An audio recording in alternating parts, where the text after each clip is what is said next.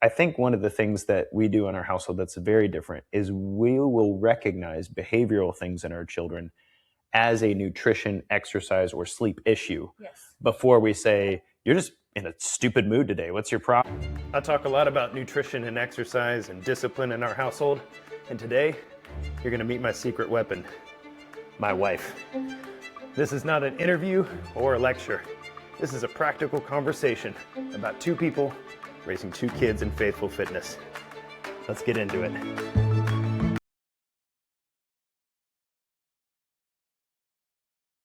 Okay. Well, this is new to us. We've never done this before. You are the only person I've ever done an interview in Faithful Fitness so far in person. And so, hi, and welcome to the audience. I'm getting to hang out with my wife, Miss Christin Van Houten. How are you doing today, honey? I'm good. You fed me a good lunch, so now here I am. It was a shred lunch, and we're going to talk all about shred in a little bit. But the audience doesn't know you. So they've spent a lot of time with me, the talking head in the closet and stuff. But you've been like the supporter behind the scenes for what, like 7 years now? No. 8 years? How long have I been podcasting? Yeah, 8's probably closer to it. Okay. Bennett's almost 7. Oh my goodness. Okay. Yep. 8 years-ish. Ish. So rewind real quick with me. Oh man. We have a lot to talk about in this podcast, but I want you to rewind real quick with me. Okay. What was it like being my wife when I first started talking to myself in an office with a camera and a mic set up?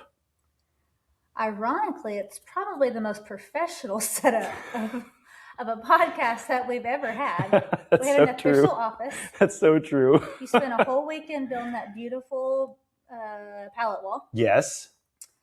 And biggest obstacle was probably keeping our 2-3-year-old quiet. Mm-hmm. And from the outside looking in, it's very cool to see how far you've come. Oh, that's very sweet of you. Because I remember in there, we had a 2-story house. Yep. And so like it was a pretty professional setup in the sense that I had like the mic and I had the pallet wall with the bookshelves behind me and stuff in the front. But every car that drove by, you could hear, it picked up that. Every time Gabriel cried, I could hear that. And then upstairs sounded like a herd of elephants every time that you guys like walked through the room. And I remember like pausing to like make it stop so then I could continue talking.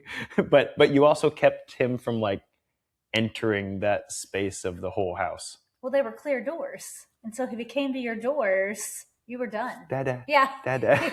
It's not work time, it's playtime now. Yeah. But it's funny you say that was the most professional setup. I mean, outside of maybe this, which I guess like it looks professional this way, but like nobody needs to see no, nobody sees behind the camera. Yeah. It's rough. Maybe we need a behind the scenes. Maybe. but just then kidding. I won't give away your secrets. No, it's like a magician. I'm just kidding. So then we did it here in the office, and that was a pain in the butt. Everybody was always mowing their lawn or something. And then Baby Bennett. He was not quiet. Buzzkill Bennett. Yeah, cried all the time. Man. Yeah. And then a toddler. And a toddler. So then I moved to the closet. We had to lock you up. And I hung a piece. That was the thorn in my side. I hung a piece of plywood like from the ceiling with blue behind it. And I refused to do your laundry. Because you kept hitting your head. Me so mad. Yeah. Oh, yeah. Well, we're out now. So we've come out of the closet. So we've come out of the closet. On that note. Welcome to the Faithful Fitness Podcast. My wife, Christin, and I are going to have a lot of fun today talking about families and how our family functions. It's not perfect, but we do make sure that faith and fitness are a part of what we do on a regular basis. And one of the reasons I wanted to rope you into this is because I'm always talking about my wife and kids on this podcast, but like you're arguably the better half. You're the other half that makes this work in our life, and we live this all the time. So my question to you is, when you look at our lives and you see how we choose to raise our kids and how we do the faith and how we do the fitness thing, what are some of the things that we're firm on in our house that you see with other families and stuff, they're just not quite as firm on those things that really make the foundation for us. I think where it starts is we were blessed to have a background that taught us some very important knowledge, how to steward our bodies well. And so it's not against other people if they didn't get that knowledge. Did they have 6 years of nutrition courses? Right. Did they go through personal training certifications that taught them how magnificent our bodies are, but also how complicated they can be, right, despite the fact they adapt so quickly to chosen circumstances. And so I think that's our foundation in this, is we just, if you know better, you do better. Yeah. And so we know a little better. And you and I both were not raised that way. So we spent some years undoing some of those nutrition habits. Yes. I ate a lot out of the box and freezer meals, and my parents cooked for us very regularly, but I wouldn't call it the healthiest food. Sure. That I grew up with, and you the same. And so when you're giving kids, you get the moment and the privilege and the honor to pause and say, all right, just because that's how I was raised, is it how I want to do the same for my kids? And so we chose a different path for our kids. Yeah, I think you're really, that's very smart to put your finger on the education thing. I think often how, like when I'm talking to, it could be a client, but it could also be just, parents in our community and whatnot. And I take for granted something like, I know it has protein in it. I know it has sugar in it. I know it has fats. I know what good fats versus bad fats are. Like I know those things and I get to just take that for granted. And so we have dinner time conversations pretty regularly with our kids, or breakfast time, or whenever we're eating, about food. And our community will say things like, your kids say weird stuff. Like, oh no, I've had too much sugar today, I can't have that. Or mom's gonna say no. mom's gonna say no. Hey, does that have caffeine in it? Let me see the nutrition label. Like that. Our kids ask those questions. They talk about those things because that's just how we run our household. And you're right. It really just starts with a foundation of education. You are a dietitian. You went to school. You're actually more educated than I am. Newsflash to everybody. She actually has a master's degree in nutrition and dietetics. You're way smarter than I am. Thanks for that. I'll kiss you for that later. But I'm 20 years in training and exercise science. So when you put those two things together, it's just, we see the body differently than most people see the body. And that was very poignant with our children. It's like, hey, we've got a super important person God put in our life to take really good care of. We're going to make darn sure that they've got what they need from a nutrition perspective. They got what they need from a movement perspective. And we're going to form our household around doing those habits right. Does anything stand out to you as we raise our kids that you're like, man, that's one thing, that's a thing that we do differently? Basic nutrition, obviously. When I pack Bennett's lunch for school, I mean, he has vegetables going. When I hear what some of these kids are eating at lunch, we'll table that for another podcast, school nutrition. But Bennett eats different at lunch when I have control over the situation versus most kids that he's sitting at a table with. And he knows why. He's not jealous. He doesn't wish it could be different. He just knows that that's how we do it. And what a blessing that will be. I know when he gets older, we joke he'll be a little vegetarian because he's a little gorilla. And like, so be it. At some point, you do have to release them to make their own decisions. Right. But right now, I believe that we're laying a beautiful foundation for them. But it even goes past nutrition in their sleep. Like, I guard my sleep. I love my sleep. I get lots of sleep. True. I'm not a night owl or a morning person. I'm something in between. But we protect our kids' sleep because they need it. And we know that's the only way that even though we feed them well, if they don't sleep well, they're not building anything well. And so I think our kids are blessed by all aspects of not just nutrition, but just basic good habits. Yeah, that's such a good point. Gabriel broke us into the sleep thing because he was the son. So Gabriel's our oldest. So he was the one who, like, if he didn't get his nap or if he went to bed too late or something like that, the next day he wasn't he wasn't difficult in the way a lot of people think it. Like he wasn't like on the ground throwing fits or whatever. But like that kid could not focus. He was manic. To save his. He was manic. It was like this crazy manic energy. It's all over. Like, why is this child not listening? What's going on? Oh, we messed up his sleep yesterday, and we can't. And so we became the nap Nazis. Yeah. Like we were like, no, when it's nap time, Gabriel lays down at this time, and he wakes up at this time, and we go to bed at this time. And I mean, we had to, like in our lives, that would even affect our friendships. It was just like, we could come over to your house, but that's over nap time, so we're not going to do that. And we can have dinner at 4 because we need to be home at 6 for bedtime routine. Right, but we were so serious about that because we saw in him that made such a huge difference. And I think one of the things that we do in our household that's very different is we will recognize behavioral things in our children as a nutrition, exercise, or sleep issue before we say, you're just in a stupid mood today. What's your problem? Or like, hey, I don't know what's going on with him right now, but we've got to figure something out. It's not that. It's like, no, we as parents have the opportunity to feed our kids well, to make sure they get to bed on time, to make sure they get enough movement in a day. And if they don't get those things, we notice and we always fall back on that. Yeah. Yes, we always fall back on that. I don't know. I feel like, and I mean, you talk to a lot more moms than I do, but I feel like that is a thing that not many parents consider when their children are out of sorts. It's not like, oh, it's been like 3 days of poor sleep, or, oh, we had a donut for breakfast today. No wonder they're throwing a fit at 9 a.m. They don't think like that. Well, so many are in that just day to day. Like, if I can just get through today, I'm going to claim his new mercies tomorrow and do it all over again. Right.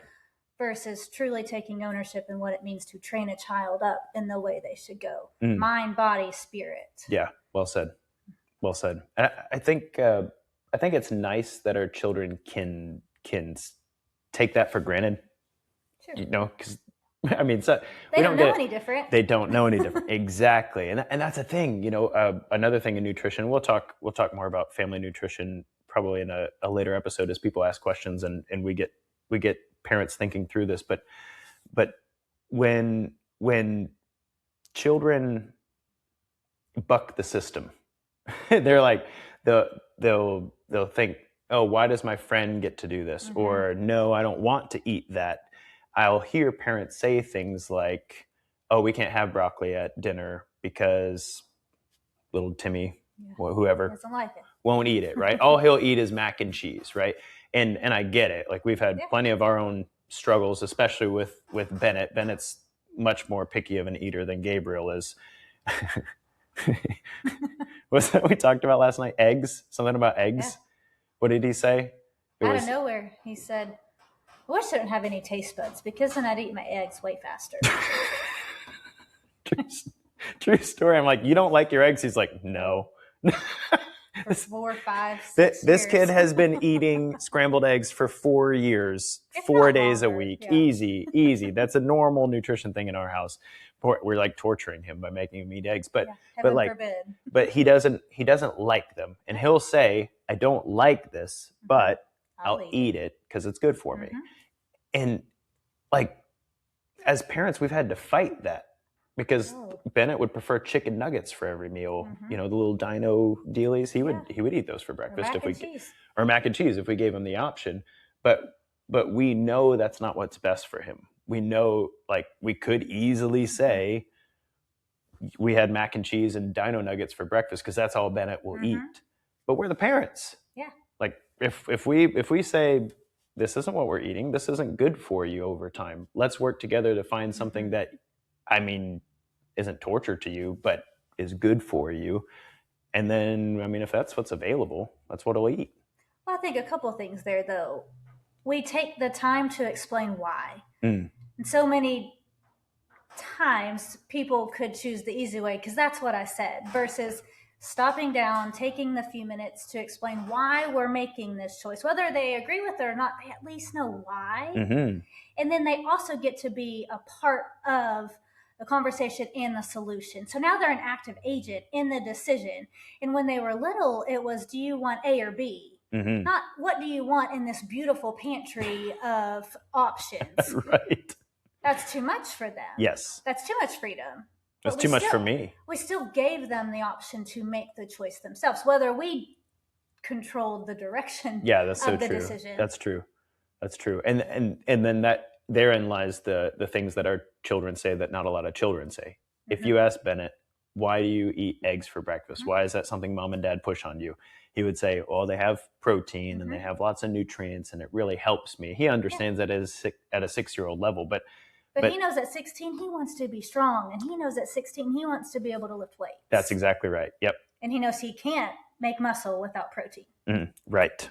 And he knows there's not a lot of protein in mac and cheese. He was very disappointed. I don't know if I told you about this, but when he looked at the nutrition label, he was like, there's only 3 grams of protein in here. I'm never going to meet my protein goal with this. Okay. Well, I feel like, and please tell us if you want to hear more conversations about family nutrition and feeding our kids well and what that looks like.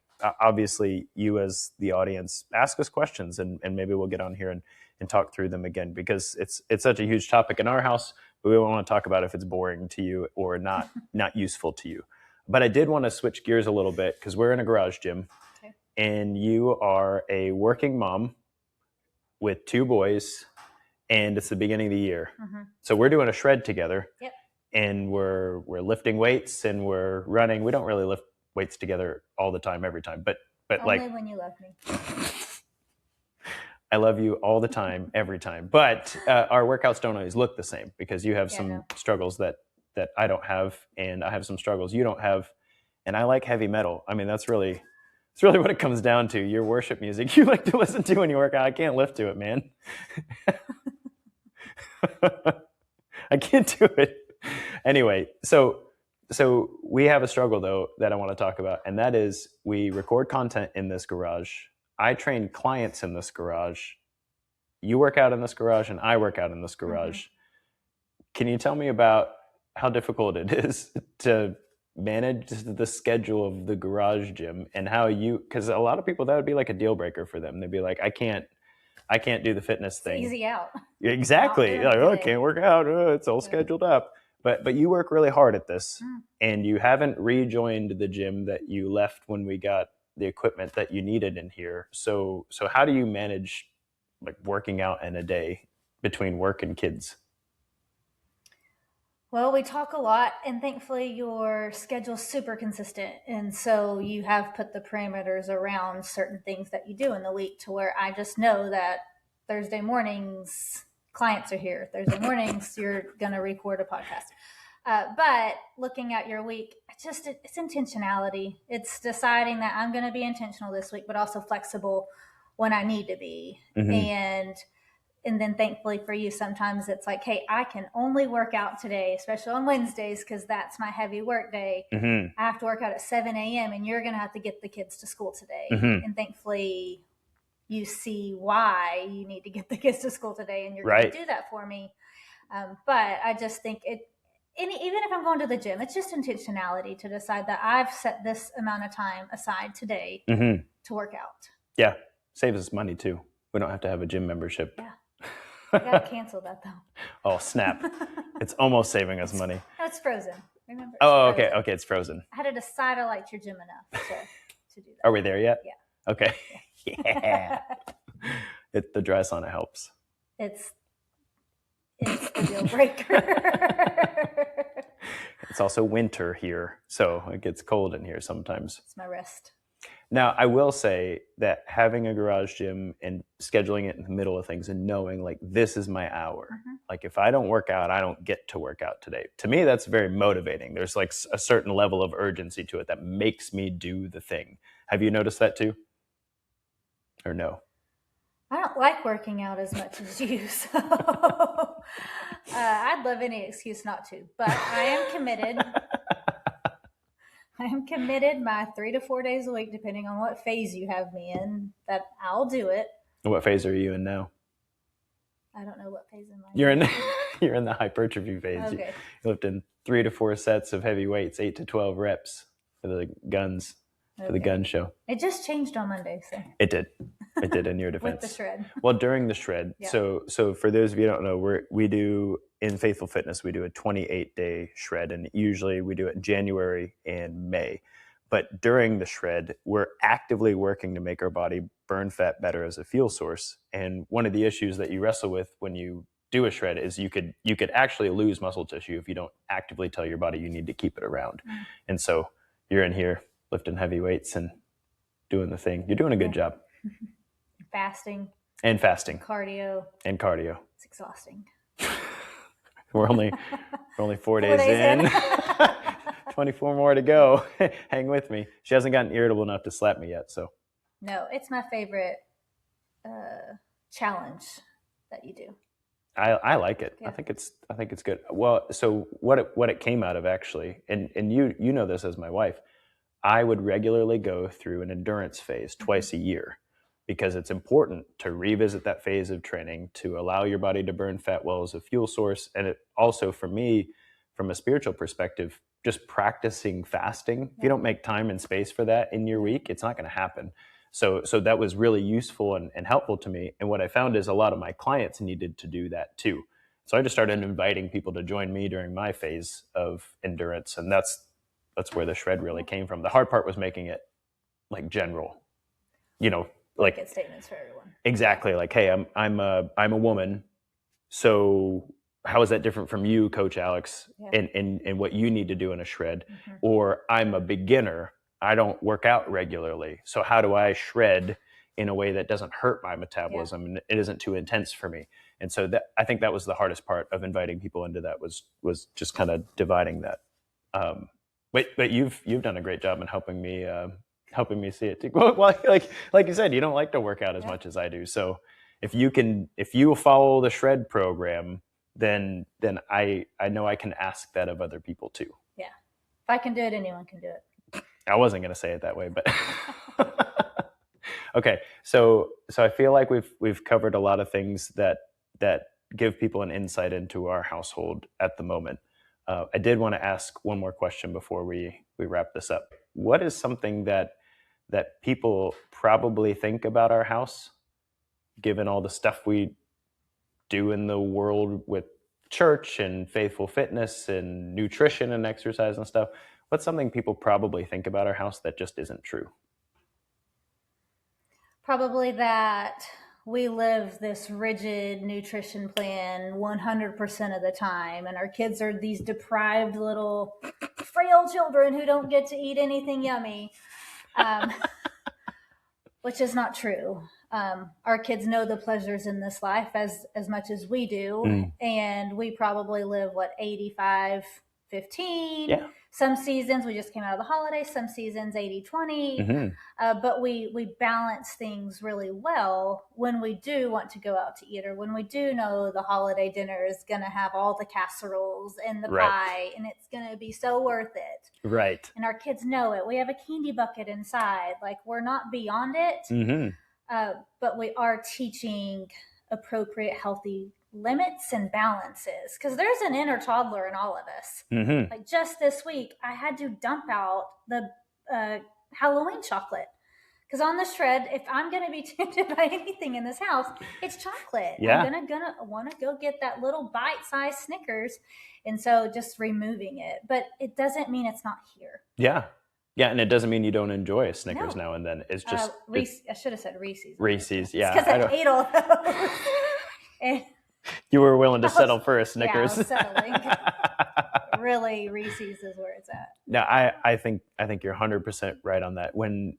So I talk a lot on this show specifically about stewarding the body God's given me, or how to make the most out of the body God's given me, right? But in Ecclesiastes, it says that one of the pleasures, I know it's a very depressing book, but it can be a very depressing book.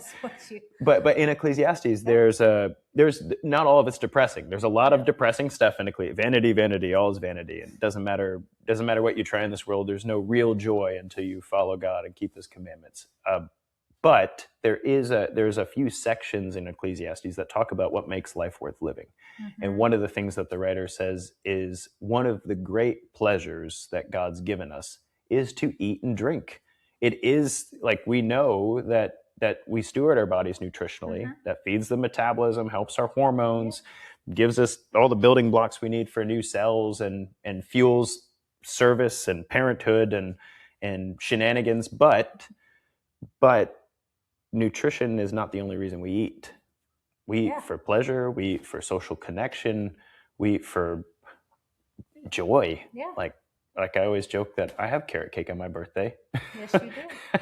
I'll go for a run, but I eat carrot cake on my birthday, and it won't be replaced by spinach ever. Like if that ever happens, it's not me. I don't know what's happening, but I've been replaced by my body double.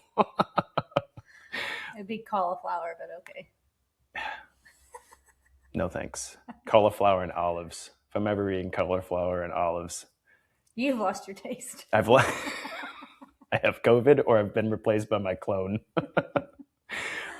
But I think that's a good truth. I think that's a good truth to center on, because I hear that when I take men to lunch or something. Yeah, they can't believe what you're eating. They're like, "Oh my gosh, you eat carbs?" Like, who doesn't eat carbs? Like, yeah, he eats so many carbs. It's not even fair. and the difference from a training perspective, and I always have to explain it. I lifted weights today. Yeah. I used carbohydrates in my body, and now I'm recovering. So yes, I need to replenish these carbohydrates. But also, your genetics say that. Remember we took 23andMe? Yes.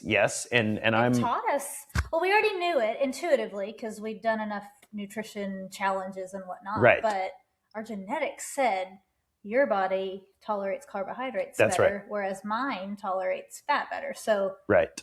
My diet's 40% fat. Easily. I attribute that to the Shawnee Indian in her, but I could be wrong. But yes, like the amount of fat that you eat on a regular basis, percentage wise, it would destroy my digestive tract. And I've tried it. Like I've tried to eat that, was paleo or whatever. And man, it was awful. It was not good, did not feel good. And you've tried on the opposite side of things. You tried to eat a more plant-based diet at one point when we were working together at Lifetime, and you're like, no thanks. Let's be honest, carbs are way better than protein. They taste better anyway. Taste so much better. I'd love something crunchy right now. You're making me hungry. And I just had lunch. That's the shred. A chip. Love a chip right now. 24 more days. 24 more days until a chip. Well, hey, I wanted to say thank you so much for joining us for this conversation. I hope that it gave you some insight into our household, and also I hope to do some more of this with my lovely wife in the future. So if you have some questions or thoughts about what it looks like to run a household with fitness and nutrition in a positive and powerful way that's glorifying to God, whether it's about raising kids or taking good care of your own self, I'd love for you to submit those questions. You can find a spot in the YouTube comments below, and you could also join our Faithful Fitness community, and you can find that link in the show notes as well. Well, sweetheart, before we finish this, I actually would like to pray over you, and I would like to pray over our listeners to this conversation in their houses. Would you mind doing that with me? Okay. Father God, thank you so much for this day. Thank you for the opportunity to do this, to have a wonderful conversation with the person who makes me a better man. God, I pray that you bless her and keep her. Help us to continue to build our household on a rock. I also pray that you would bless those who are listening. I don't know the situation in their household, Lord, but I pray that your Holy Spirit would lead them. Help them to eat in a way that is good for their body. Help them to guide their children in a way that would grow them into the men and women you created them to be. And if there's any obstacles or struggles that they're wrestling with, Lord, I pray that they would seek community and help and feedback in that, so that they get the knowledge and the wisdom and the accountability that they need to move forward on that front. God, I love you. I thank you and I praise you in Jesus' name. Amen. Guys, thank you so much for joining us here on Faithful Fitness. Until next time, this has been Coach Alex Van Houten and my lovely wife, Christin. Train hard, but pray harder. Hey! If this episode helped you, share it with someone who needs to hear it. And don't forget to subscribe and leave us a raving review so more people can find Faithful Fitness. Oh, and my dad's new devotional is almost out now. You can grab a copy for yourself and then join our free community at Better Daily by clicking on the links in the show notes below. We all have a cross to carry, but it's lighter when we do it together. So check out both links in the show notes. Don't be a big mo Bob, just do it. Until next time, don't forget, train hard and pray even harder.